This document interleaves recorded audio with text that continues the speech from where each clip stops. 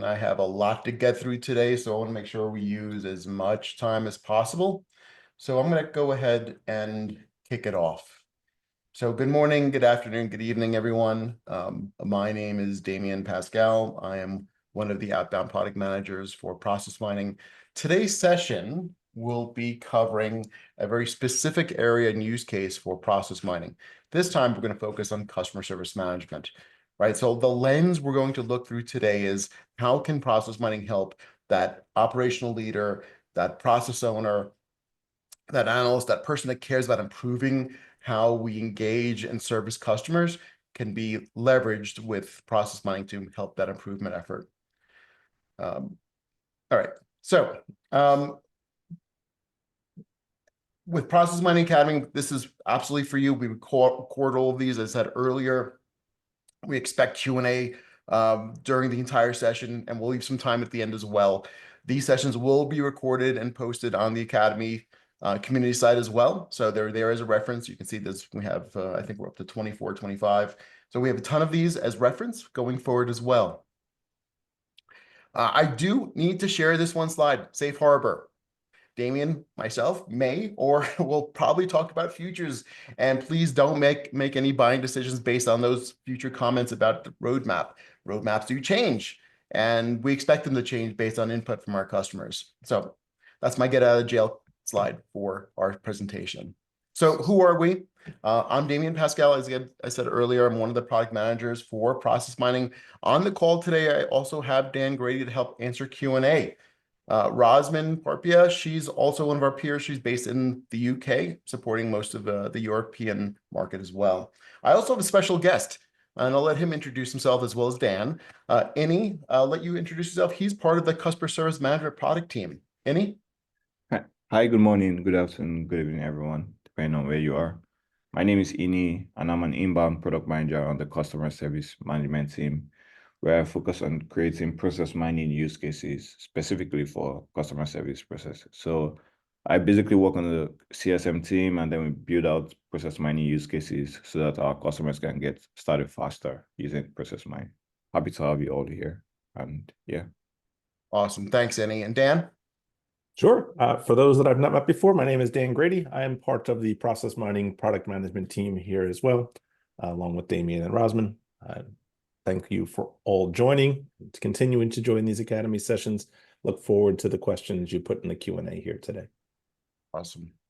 Great. Okay, so what do we have on the plate today? So as an agenda, we're going to do a bit of a one-on-one on process mining. In every one of these sessions, we usually get some element or group of the team of the attendees who have not seen process mining before. The lens we'll do the process mining 101 is really from a customer service management perspective, that use case.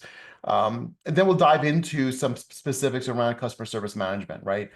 From a demo perspective, right? So I'm going to really dive into that, kind of show you what the value it brings to the table, how this interacts with things we're already doing with reporting and dashboards, right? This can be an extension of the tools you're already using. Assuming we have enough time, I put this in last minute. I want to show everyone how easy it is to create your first project for customer service management. We'll end and give some time for questions and also end with some resources for you as well.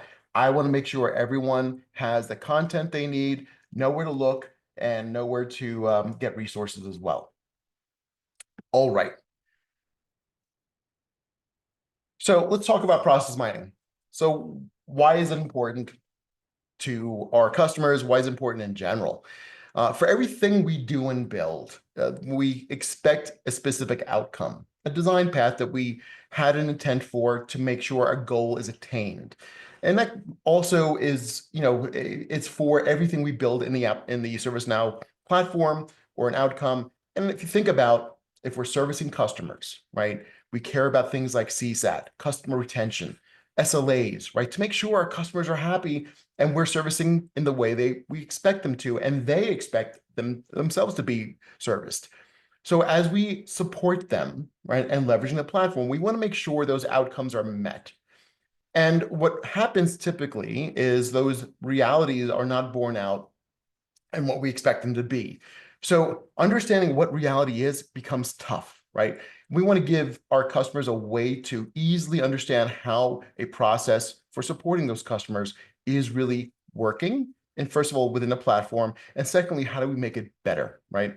Because at the end of the day, what process mining does within the ServiceNow platform is give you an easy way to understand and discover how your support process is actually working, right? We do that because we're very easily because we're an in-platform solution. We leverage the data that you already have within the platform. We leverage things like the event logs, the audit logs of how things change over time within your customer service management application. Right? This gives us an easy way within minutes to understand how your process is actually working. More times than not, and I can tell you, Dan and I have been on a number of different calls, and Any as well, where we do this with a customer and they're like, wow, I didn't know this one thing was happening, more times than we can ever count, right? It's very eye-opening in a lot of cases where they might have a hypothesis that certain things are happening, but now we want to make this data-driven. And if you think about what you're doing today, especially in dashboards and reporting, those tell you what's going on, how my case is transitioning, how are they actually progressing in a workflow, are they meeting their targets for SLAs, how many cases did we work, right? All of those things, that what's actually happening, that KPI that I care about for cases, that they're closing on time, are they meeting SLAs, things like that, right? That tells you the what. It doesn't tell you the why, right? And this is where, as you're working in these dashboards that are important to an operational leader for customer support, they don't tell you why a specific KPI is acting the way it is. It's like, wow, if I notice that very bottom right one, percent of cases resolved in first call, going down, it's going the wrong way. Why is it going the wrong way? I really have no idea. I just know it's going wrong. Right? We want to help our customers understand why that is happening so they can make decisions to improve upon it, right? Versus trying to guess or, make decisions that may not be borne out from data. And this is where process mining can help answer those questions of why that KPI that you care about is acting and behaving the way it is. Where is that case stuck? Who's holding on to those cases the longest? How many cases did an agent actually work on? Can we improve on that, right? Did it take longer to route that piece of that case to an assignment group that actually get it done, right? What can we do to make that solution or that process better so my SLA that I care about or my KPI I care about can improve, right? And there could be a couple of different ways of looking at this, right? Holistically, you may decide, hey, we really want to improve our efficiency for customer support by 10% this year. Where should we start looking? Well, you can start applying process mining to kind of poke at your data to figure out where we're inefficient, where we're leaking time. The other one could be tactical. Well, our CSAT is going down. Well, why, right? Or our case closure time is going up. Right? Let me understand that tactical reason so we can improve upon it. So you can go in with a hypothesis or a very specific KPI I want to improve upon and leverage process mining to really take a data-driven methodology to start hunting down the reasons and giving evidence of why they're behaving the way they are, and then acting upon it. So this gives us an ability to start looking at why that KPI is behaving the way it is, right? And this is an example of, show me that process map of how my assignment groups and my state of my case is really driving toward my closure, and how much time is it taking between each of those transitions, right? And being able to break it down by different elements. And I'll show you all of this in the demo, but it's really important to get this visualization, not only a pretty picture, but also starting to investigate upon this process map that is an active element that you can start investigating on. Exactly, Damian. And there's also one way I like looking at this, like an X-ray tool, into how our customer service processes are behaving. So we all have, like from what Damian has said, we all have different design paths, optimal paths that we want our process to follow. But then using process mining, with this process map, we're actually able to see how our customer service process is flowing. And then this gives us a lot of insight into things we need to improve, or like things just more than the traditional analytics. Yeah. Right. Thanks, Annie. All right. So the next thing I want to talk about is, where does process mining really fit in? I usually get that questions like, hey, Damian, we have analytics. Who should be using this? Where does it fit?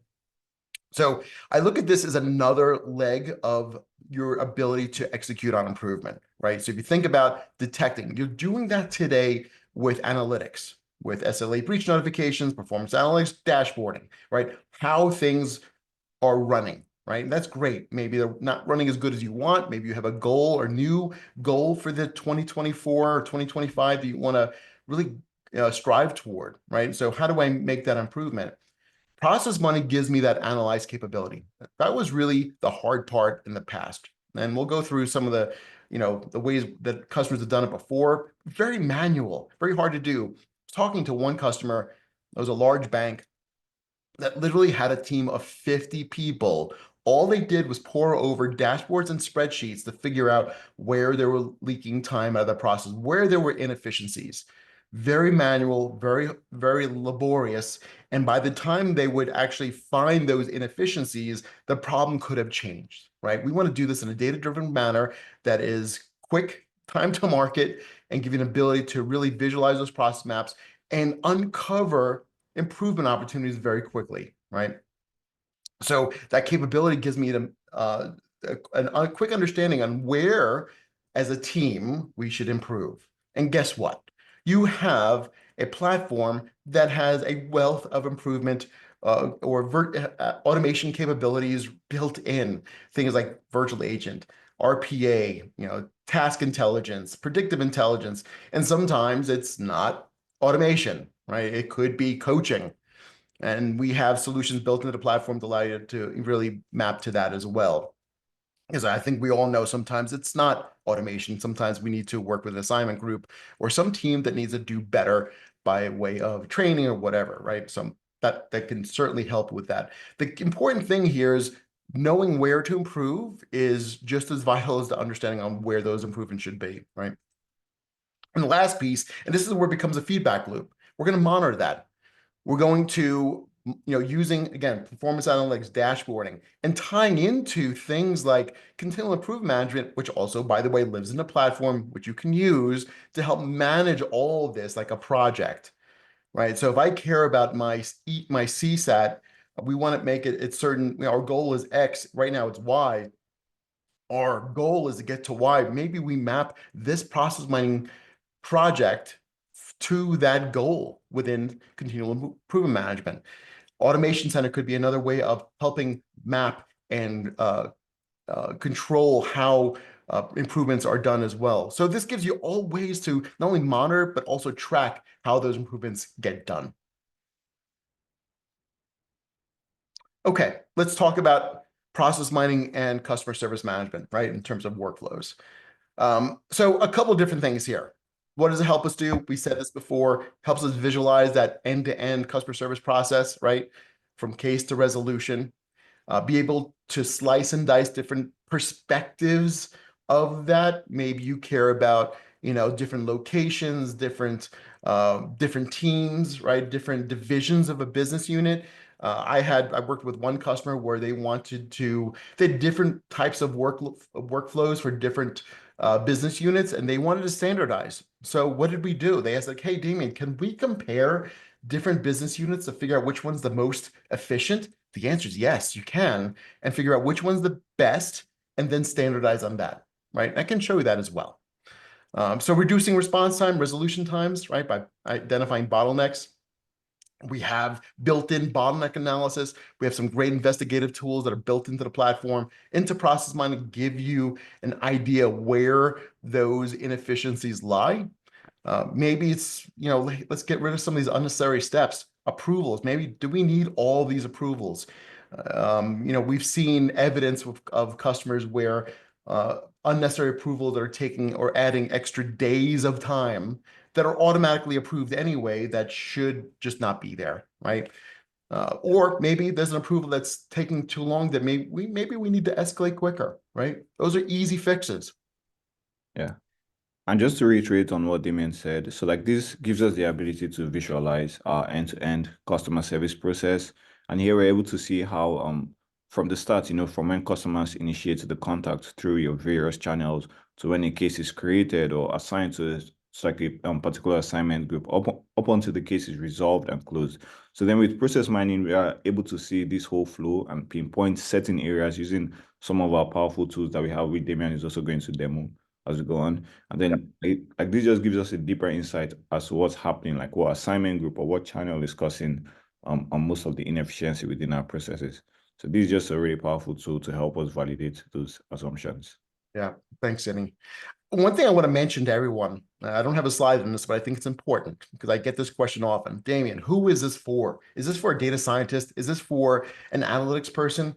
And the answer is it's really built to empower the folks that care about those KPIs, right? We want to put this in the hands of folks and teams that are operational leaders, people who care about improvement teams.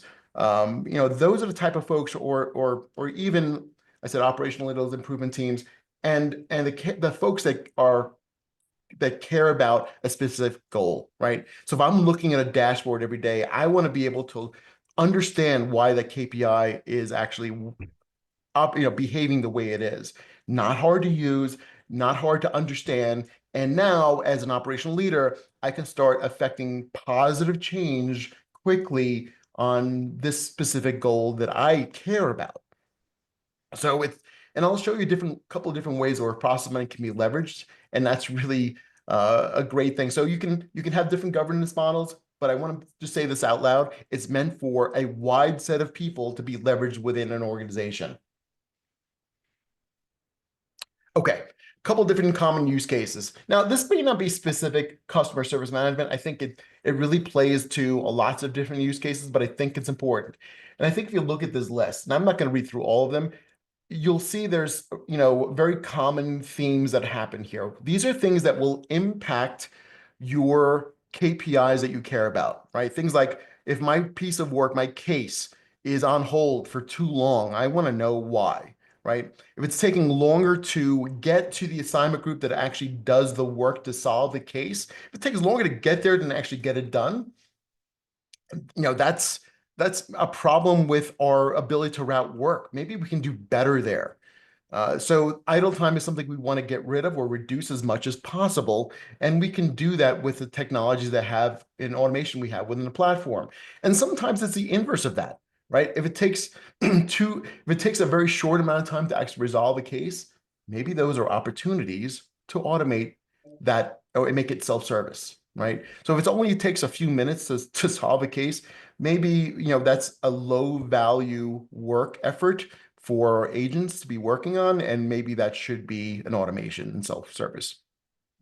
Yeah. So you can see this list of things that can help drive efficiency, right? If you understand, hey, I noticed when you think about channel analysis, I have intake from my portal, from chatbots, from email, from phone.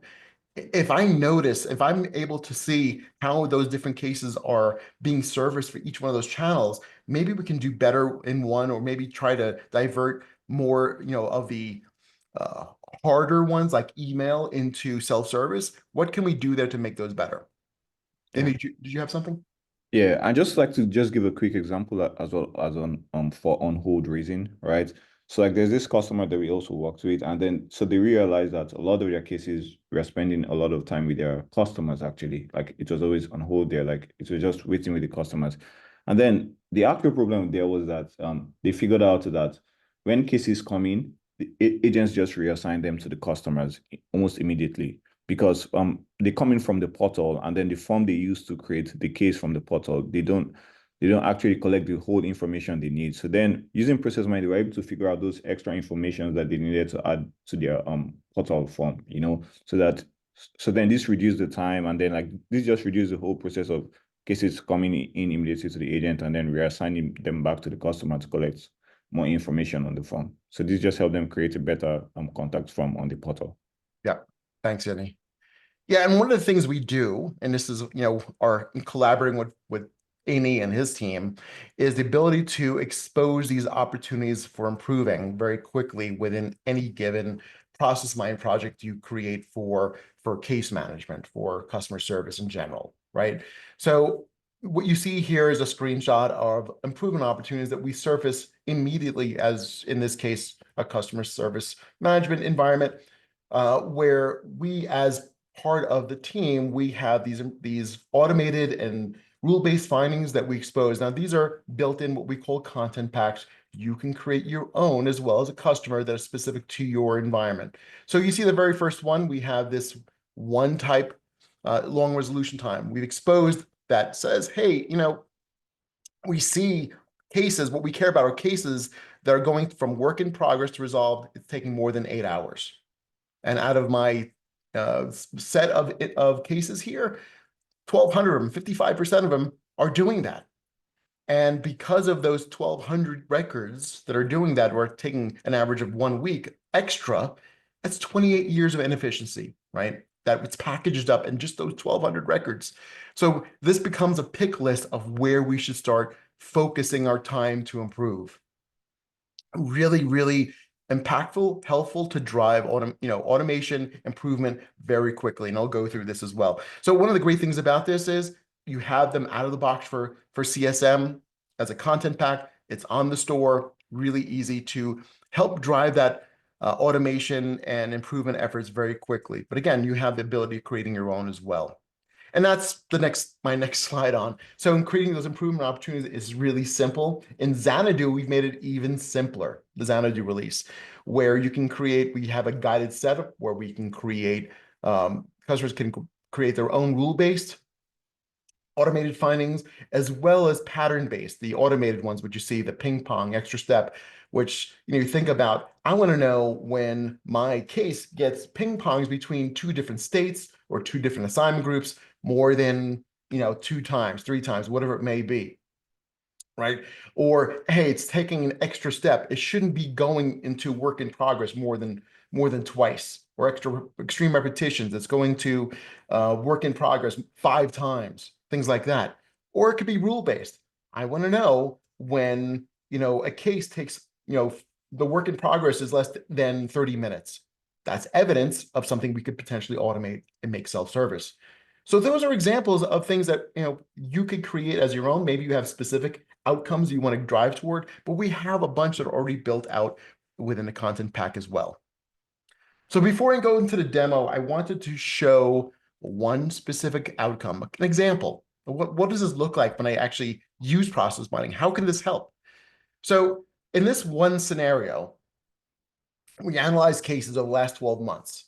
And based on the improvement opportunity that I had within this process mine, we found that 8.2% were reassigned at least one time.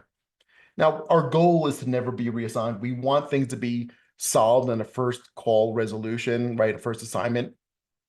But we found why we cared about this was it was taking 10 days longer to solve that case when it was assigned more than one time. Now that's a big impact. That impacted our SLAs, our CSAT, all of those things. So what's the solution here? What's the improvement? Well, there's some easy ones where we're going to use things like predictive intelligence, advanced work assignment to better route and categorize that case and assign it to the right team the first time, and maybe even task intelligence, so that maybe we can reduce that 8.2% to get as close to 0 as possible. So that impact of 10 days gets lowered dramatically. And if you quantify that, so that 2,200 cases, that was 500,000 hours of potential inefficiencies to be reclaimed. And let's be really conservative and say, based on our improvements, we're going to get back 25% of that time. So it's 134,000 hours of productivity or customer sat we can get back from our customers or an SLA attainment for solving that customer problem, right? So that is really impactful. And if you think this is, any operational leader is going to care about getting back 134,000 hours just for one use case. This is just one little element of potentially within a process mine that you uncover. So if you think about this at scale, right, doing this over and over and over again, you're going to get back massive amounts of time and inefficiencies within your organization. Okay. We're at 8:25. I'm in Mountain. I'm going to switch over to the demo so we have enough time for Q&A. I think we've had a few so far. Stop sharing. All right.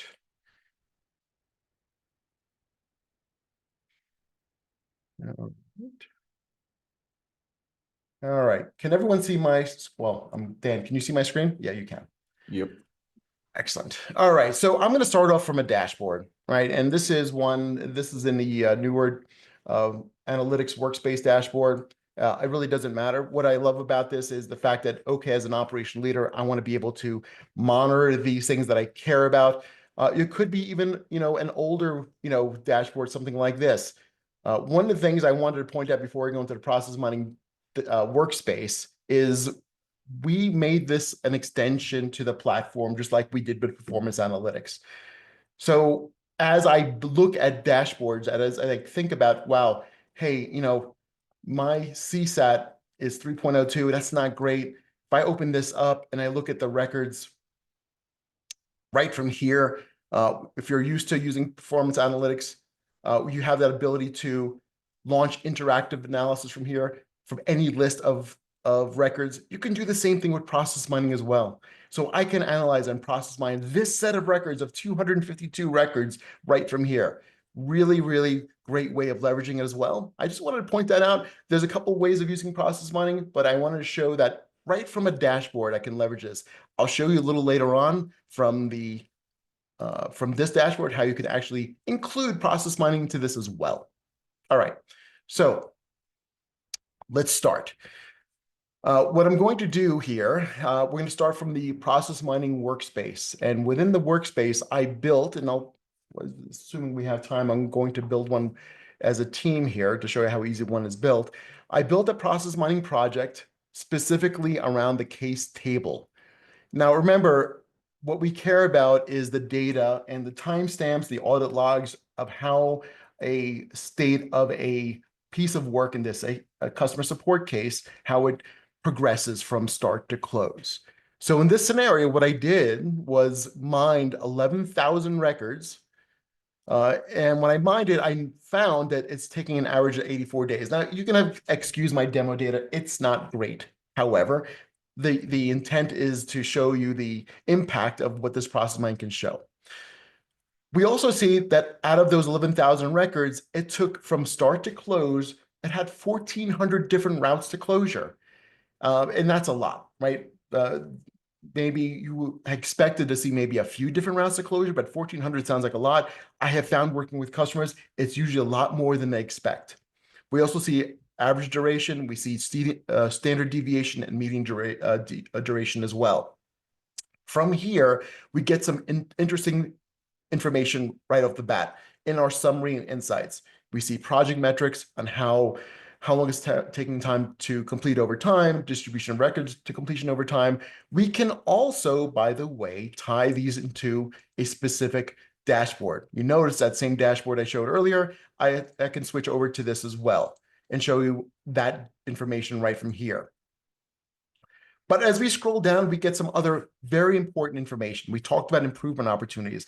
And one of the first things we want to do is expose where we're leaking time, right? And by category as well. So we do have several different categories based on the opportunity types that we have. We have quality, conformance, performance. We also have, we have those three today.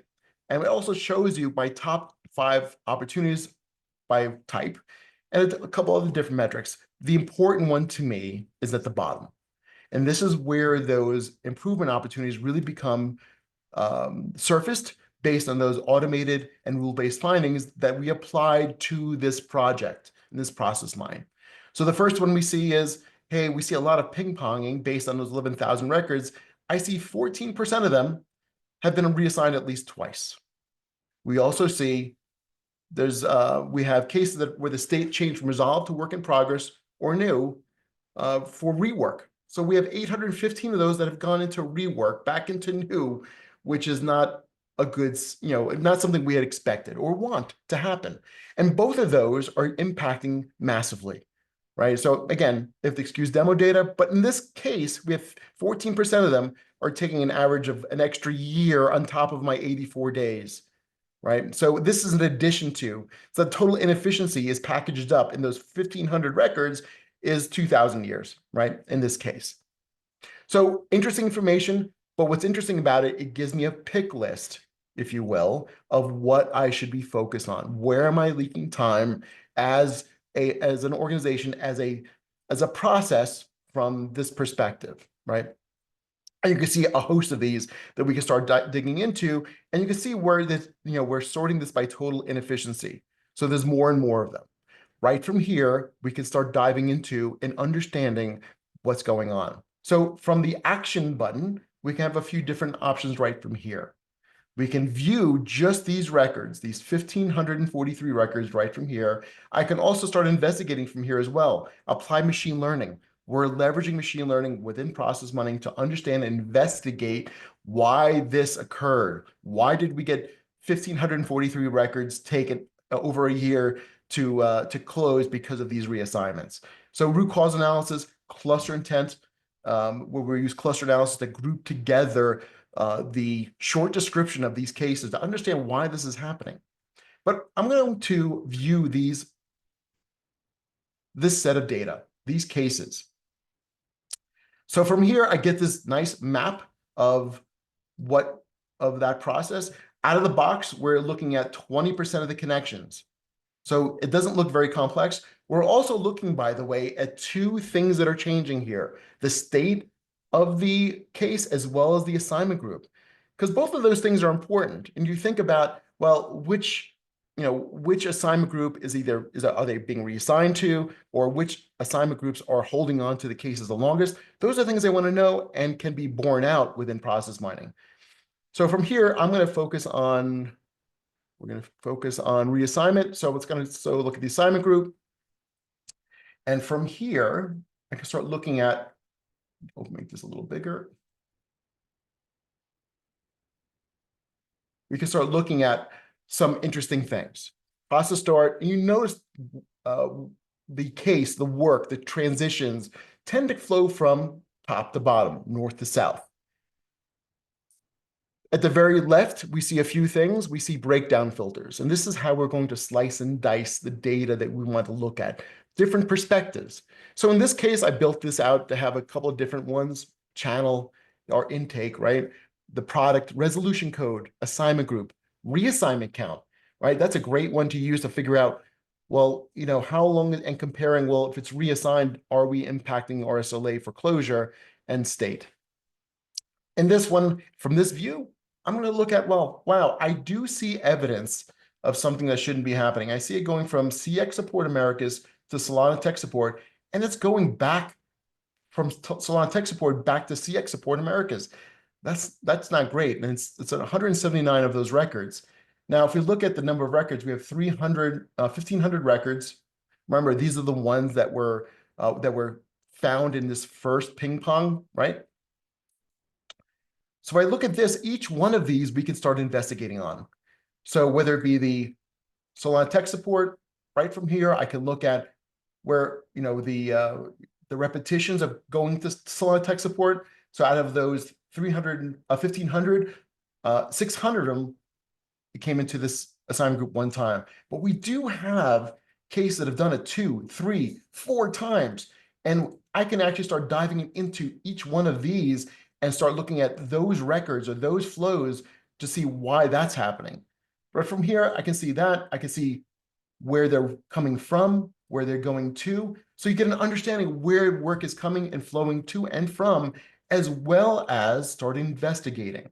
So things like showing the records. So I can look at those records right from here, apply cluster intent, RCA, or even filter on that transition. What I really want to care about is this one arc. Wow, I see work going from this back into CX Support. What's going on there? So even from that arc, I can start looking at that data as well. So same thing, I can look at the histogram, look at duration, say, well, okay, some of these 92 are taking 0 to 4 weeks, but I do have some that are taking a really long time. I can even look at repetitions as well. So from here, I can do a couple of different things. I can look at requester intent. I could look at work node analysis. Let me see if I can find the one where we were looking at. Let me look. So we can look at a few things. Let's run one. I'll show you one evidence of one where we ran work notes. So we apply work notes, we can look at, and this is one of the new features within Xanadu, where we can analyze not only the short description of the case, but also start analyzing the work notes. And you think about the work notes, the agents that actually applying work notes to a case. There's a wealth of information there. So on those arcs of how work is and cases are transitioning from one assignment group to another, we can start understanding what's happening in those work notes. So in this case, I see two different things. I see cluster size and cluster quality. Again, we're using cluster analysis. And we see, I don't have a lot of demo data here, but we see that, okay, we see 5 records where we're saying users are not being sent items, it's being escalated. So you get the idea here. We're going to analyze what's in those work notes and understand why, we're seeing what we see here. And right from here, I can look at those records, right? From these links, I can start investigating, well, what happened to this case, and start investigating right from that point. Yeah. And I would like to call out this work note analysis is a really powerful tool to like help you also save time while analyzing. Because typically, like when you think about your customer service process in production, you have like 1,000 of cases, like maybe even up to 10,000, 20,000, or like 5,000 going through a particular transition. And obviously you can't spend your time reading the work notes of each of these cases. So then with this tool, like it really gives you insight at once into what's happening, like what were the agents saying, like what kind of conversations were happening within these transitions, and then just gives you a very holistic overview of reasons behind those kind of transitions. Right. Yep. Thank you for that. And cluster intent, again, another great tool where we can start looking at specific things about, in this scenario, we're measuring the short description of those cases that have gone into, in this case, we're looking at the transition from CX Support America to Solana Tech Support. So if I look at this cluster intent, we see a lot of, I see a lot of SSO email login issues repetitively. Wow. Can we do better there? Can we maybe make this self-service? Maybe we have a self-service and our customers don't know about it. Can we market it better? So really powerful way to understand, well, I see some commonality here. Can we make some of these types of cases become self-service or automate these? Or, can we help the agents resolve these quicker or self-serve within that one team? And right from here, we can not only see this view, we can actually view this in a tree map as well to get a visualization of that, right? So right from here, I can dive into this. We're leveraging the predictive intelligence framework. We can start looking at that group of records and actually start looking at the data from here as well. All right. Couple of different things here. So I mentioned the ability to use breakdown filters, and this is a great way to start breaking down the different and comparing different channels, right? Channel analysis. And if I look at, and I'm going to get rid of my filter because right now we're just looking at a subset. When I start looking at all 20, that's what we're looking at, 11,000 records, I can see, well, we have a number of different channels here, and we can start comparing, right, by number of records. And we see, well, there's taking different amounts of time. I can easily start digging into one element. So maybe we want to do better on our self-service. It's taking 6 months. Don't you think we can do better? So I can build that view and start looking at just self-service and that set of records and start understanding what's happening here as well, right? And again, we can start, wow, I see a lot of waiting caller info. Again, we start investigating, start understanding why these records are going into waiting caller info and make some decisions. And right from here, once I do that, I say, well, what's the fix here? Well, we want to do better in terms of intake. We want to use things like task intelligence or have a better intake form. So we're not waiting for caller info time and time again. And by the way, right from here, I see, if we go into repetitions, I have cases that are going to a waiting caller info 2, 3, 5, 6 times. We don't want that to happen, right? So right from here, I can say, you know what? I want to get the automation team engaged. We can start collaborating with teams and say, you know what? Let's take a snapshot of this. Let's tell Fred tell Fred Luddy, it's like, hey, take a look at this, right? We can do better. And now Fred's going to get contacted and notified about this and get the screenshot so we can start collaborating, as well as the ability of attaching this, right? This is absolutely impacting our ability to our CSAT, our SLA attainment. So being able to attach to this to either an existing continuing improvement or even creating a new one, let's go ahead and build a new one. Now, we want to make sure that this output is captured, and because it's impacting our Solana loyalty service, right? And we want to improve impacting our SLA, right?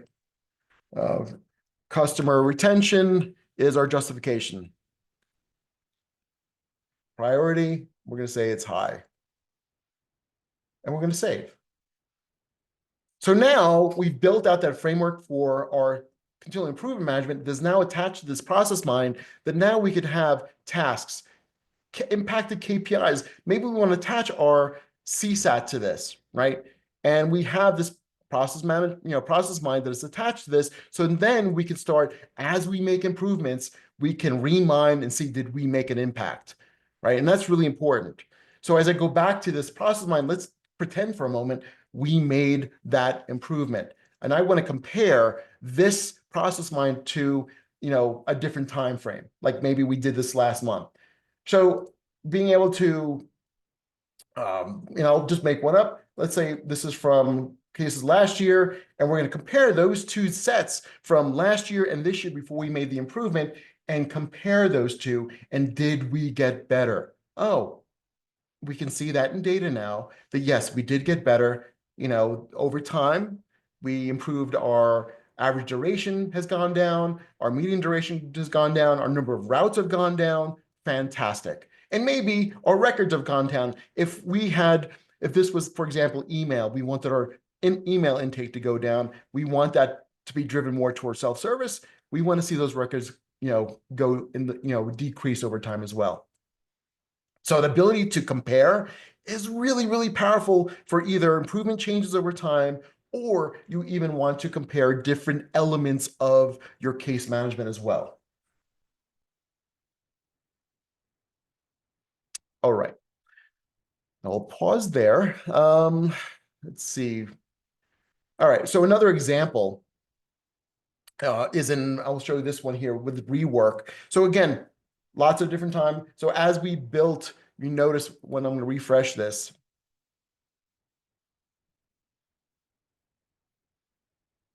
And did I save? I didn't save. So if I save that continual improvement, you'll notice this one would have gone into under review, which means we're starting to actually action upon that improvement opportunity, right? I didn't do that in even right from here. I could have created that continual improvement, added a note, even created an automation request, right? So if you have a team that's focusing on automation, they will now take that request and help you as a team, whether it be a business rule, maybe it's advanced work assignment, whatever it may be, help improve that improvement opportunity there. All right, so let's go into the second one for rework. I'm going to show this in View and Workbench. I did mention earlier having the ability of investigating right from here. So right from here, it's like, well, why is this rework happening? If I look at this, I can say, okay, well, out of those set of records, I see my biggest clusters. I have 83 records that have router issues. We have 78 that are having concur issues that are urgent. Again, and you get a sense of, okay, are there repetitive things here happening? We do have two different types of clusters, biggest and highest quality. Quality is really about anything typically above 80%. And that's really the goal. If it's lower than that, I would say I start questioning it, but you can start looking at more if it hit load more and start scrolling down and seeing different elements. But this gives you an ability to start looking at, well, wow, what are we missing here for our router support, right? For customer service management. So again, gives you some evidence of where you should spending time in terms of that team. All right.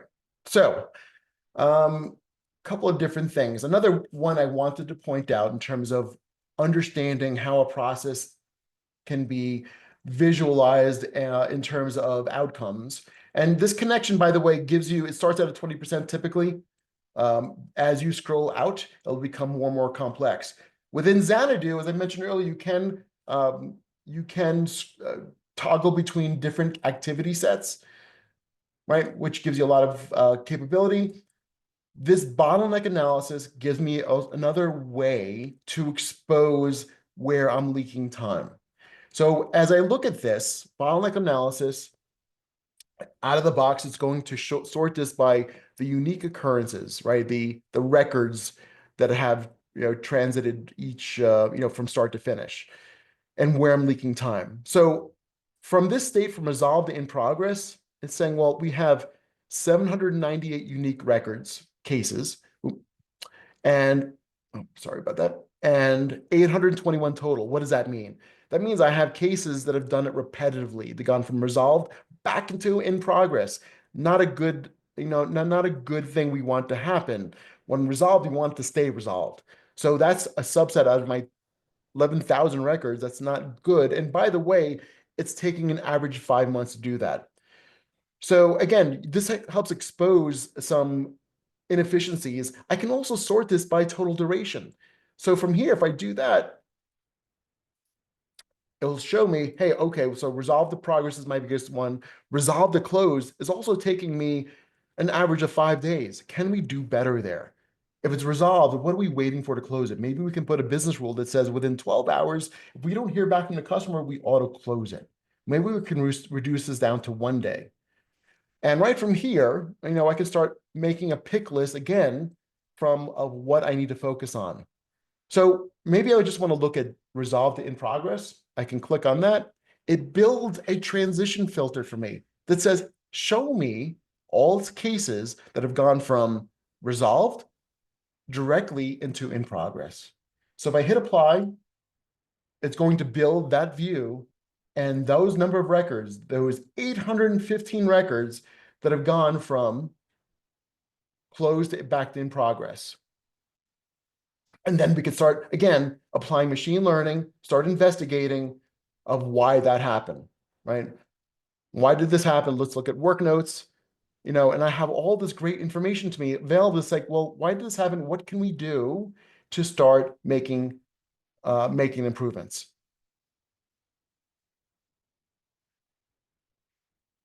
I know we're 10 minutes to the hour about, and I want to give a little bit of time for Q&A. And I see that Dan's been doing a fantastic job answering questions. I think I've covered all the things I wanted to cover.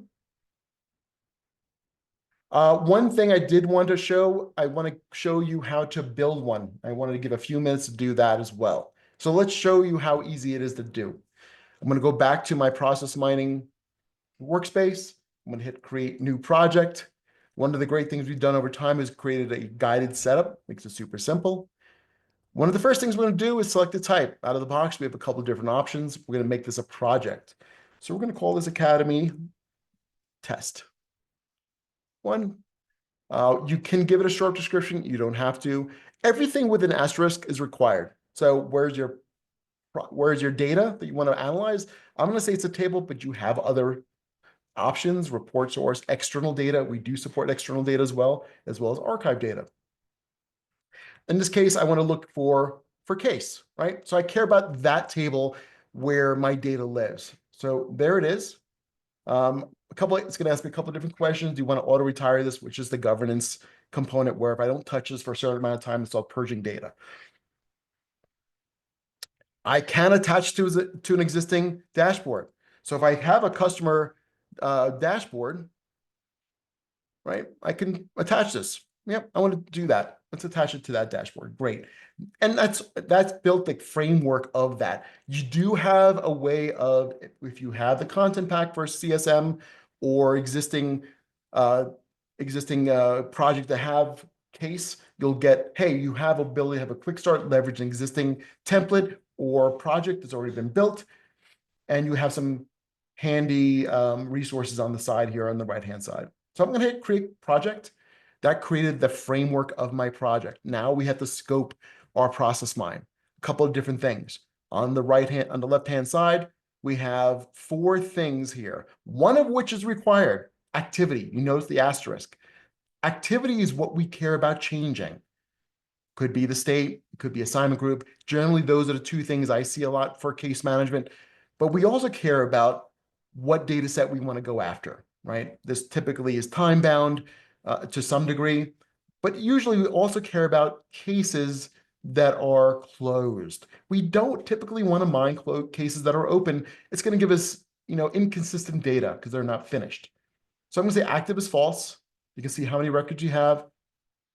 I can say, well, I also want to have created on specific time. So let's click on created. At or after this year. Let's go 2 years ago, last 2 years. That's typically you want to look at a very specific amount of time. 2 years is a big aperture, only because of my demo data.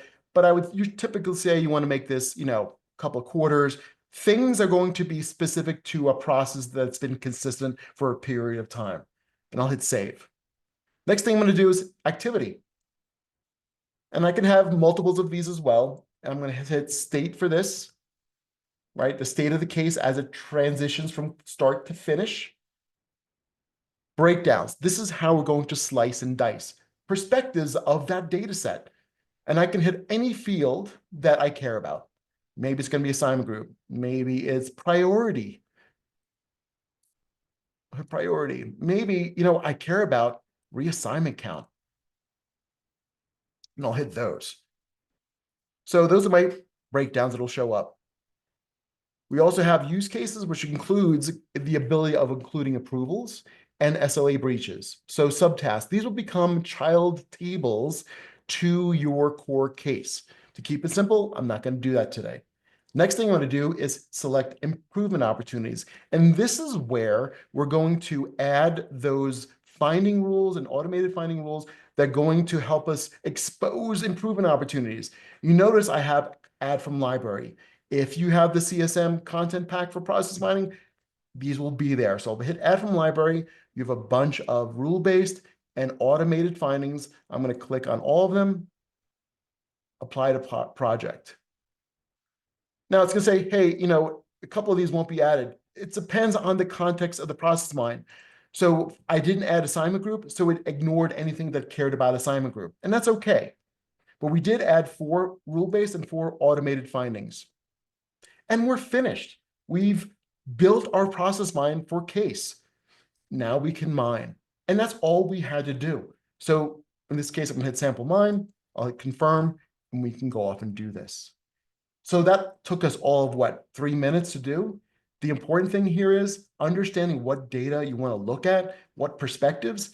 And one of the great things about this, once I mine, if I say, wow, I forgot about this other breakdown I want to add, you can always go back and add it and remine it, right? It's not hard to do. Improvement opportunities can be added as well that are specific to your environment. All right, one last thing. I wanted to show this. We saw this dashboard earlier, and this is again within the newer workspace for analytics. And I said, you know what, this is great. I would love to, as an operational leader, see how work is actually progressing as well. So we do have the ability to add a process mine view right into this, this dashboard. So how do we do that? Again, this is an extension for a plugin that you can add to your environment, where now you have an option as an element is a process mine map. So adding that map, we can add which process mine do we want. Let's add the one we just built. What type of diagram do we want? We want a process graph. How do we want it? Let's go left to right. Let's make this bigger. And go back to configuration. And what percentage of connections we want. Let's go with 35. Let's see. And that's it. So let's hit save. And now we have a map built into my dashboard that is just not just a pretty picture, but it's also a view into being able to look at this data as well. So I can click into, hey, I see a lot of awaiting caller info. What's happening there? I can start diving into, let's look at the connections. Where is it coming from? Where is it going to? And even these elements, these transitions, I can start looking at records as well, right? Really powerful way of looking at, wow, I didn't know we had this many awaiting caller info. What's going on here, right? All right. I think I've covered all the topics I wanted to cover. I want to give a few minutes for any open Q&A. And I see Dan is answering it, but can this be done in a subprod environment? Absolutely. Absolutely. And in fact, I would recommend anyone on the call today, you can install process mining in your subprod. One of the key things you need to know is you need audit log data. Out of the box clones do not have audit logs enabled. That's just a switch you need to turn on. We need those audit logs. Then you can mine up to 3,600 records in your subprod. I will also share in Xanadu going forward, process mining is automatically installed and turned on in your production environment for allow you to run an evaluation process mine as well, up to 3,600 records. So really powerful way to start testing this and looking at potential ways of driving efficiency within your environment. Really, really powerful. There's other ways of leveraging case management and seeing how, and we didn't get into this, I kind of mentioned this with SLA and approvals. There's ways of doing what we call multi-dimensional process maps where the subtask for a case might be involved as well and how those are being impacted. Really powerful. Nice job, Damian. Nice job. I think just looking through all the questions, and thank you for putting your questions in the Q&A. I think you addressed all of them. There were some questions about like, hey, what are the requirements? So we kind of just addressed those. There was questions about like the fields and creating projects. You just addressed those by showing everyone how to create projects. There was a couple of questions about kind of using the text-based analysis, the cluster analysis for certain use cases. Obviously, we've baked the cluster analysis to help you analyze the unstructured data as part of your process analysis, but you can also use clustering outside. The specific question was around surveys. I think to do survey data analysis, you'd want to use the specific clustering solution of the platform outside. And then there was just a question about like, hey, can you only do this on record producers? The reality is, and you touched on this, but I'm going to double down on it, is any table on the platform that has auditing turned on, we're going to be able to apply process mining to. Typically, we're looking at task-based workflows, customer service cases, incidents, HR cases. But again, the only real technical requirement is that auditing is turned on for the table and workflow that you want to mine. So if you think about things outside of that, we certainly could explore those use cases as well. And then, go ahead. Now, I was going to add to just kind of extending to that. I get this question a lot. It's like, hey, we've customized our case environment, and it's like it really doesn't matter, right? As long as, in fact, maybe you've added tables, and that's okay too, as long as there's audit logs. If you've extended your case environment, case management environment, or case application, we can still mine it. Yeah, and then the last question, which we just covered, and I'm not going to say too much more about it, is yes, you can run this in your sub-production environment. Make sure you clone down with the audit log data next time you do that, because that is what's powering the visualizations, and you can mine up to 3,600 records. But there's a ton of benefits to running process mining in your production environment. Some of the things like Damian showed, the connection with continual improvement management and automation center, you're going to want to be creating those records in your production environment. So I just put a link in the chat section to everyone, just kind of cover some of the advantages to running process mining in your production environment versus your subprod. So I think that's all the questions that have come in. Oh, there's a couple more. So, yeah, all right, so. I'll take this one. So the cluster analysis capability, is it available over more processes like DevOps? Of course, yep. Again, it's just a matter of how is the data stored. From a process mining perspective, if the DevOps workflows have auditing turned on, the answer is yes. And as long as they're string-based fields, we can apply clustering to those. Oh, I love this question. This is my favorite question of the day. Can process mining be done on custom applications that you're building on the platform? Absolutely. And those are actually, for me at least, the most fun applications to apply process mining to. So if you've built your own applications on the platform to support specific mission critical workflows of your own, you can apply process mining to those as well. We actually have a whole academy session focused on how to apply process mining to custom applications. So if you search up on the ServiceNow community, Process Mining Academy, you'll find the landing page that has all the recordings. This recording will be up there in the next day or two, but you will find a recording of a Process Mining for Creator Workflows Academy session out there.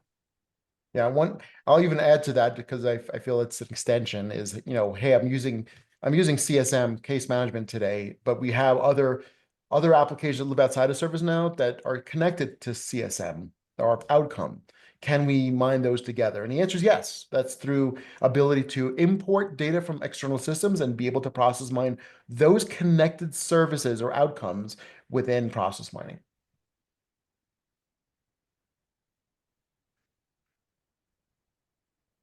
All right, I think, Damian, anything else you got to cover?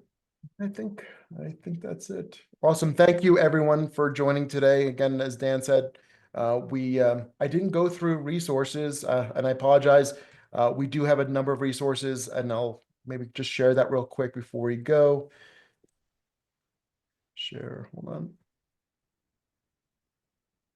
Oh, I just lost the screen. Hold on. Share.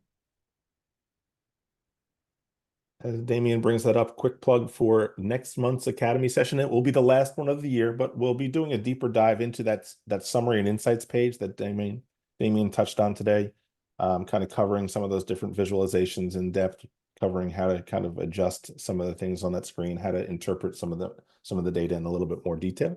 Yep. So a couple of things here. We do have on-demand training. We have the white paper. The community, the process mining community is very rich in resources, as Dan mentioned. We have the Process Mining Academy sessions all there. The use case series, which is fantastic. Dan has done a great job of creating these short, little, very consumable, very easily digestible short sessions on process mining, as well as our monthly office hours. Come to our sessions once a month. You have questions. Hey, I tested this in my subprod. I have some questions. Those are great sessions to bring those questions, and we can collaborate as well. Here are some QR codes for you for some of those resources. If you want to screenshot that, please do. And as Dan mentioned, the next process mining session in December that Dan talked about.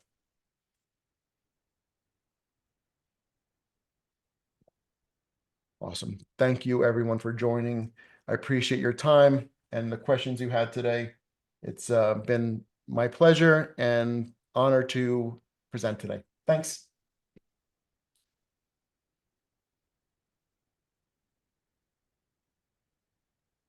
Thank you very much, Damian. Thank you, Dan. Nice job, Thanks, guys. Sydney.